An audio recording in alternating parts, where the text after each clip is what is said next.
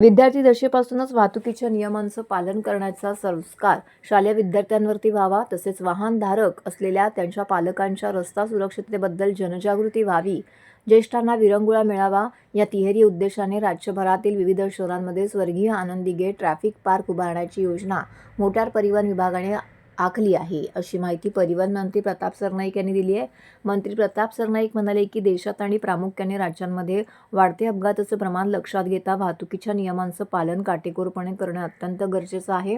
त्यासाठी रस्ता सुरक्षा अभियानाअंतर्गत ज्या शहरांमध्ये प्रादेशिक अथवा उपप्रादेशिक परिवहन कार्यालय आहेत त्या शहरामध्ये स्वर्गीय आनंदी गेट ट्रॅफिक पार्क निर्माण करून तिथे शालेय विद्यार्थ्यांना आणि त्यांच्या पालकांना वाहतुकीच्या नियमांचं आकलन करून देणे, तसेच परिसरातील ज्येष्ठ नागरिकांना विरंगुळ्याचं ठिकाण उपलब्ध करून देण्यात येणार आहे.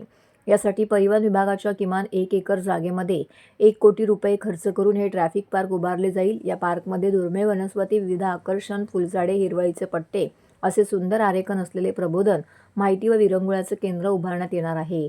याचा लाभ शालेय विद्यार्थ्यांना त्यांच्या संस्कारक्षम वयामध्ये वाहतूक नियम प्रभावीपणे अंमलात आणण्यासाठी, त्यांच्या पालकांना वाहतुकीचे नियमन पाळणारे जबाबदार नागरिक बनवण्यासाठी, तर ज्येष्ठांना मनोरंजनाबरोबरच विश्रांतीसाठी होईल, असा विश्वास त्यांनी व्यक्त केला आहे.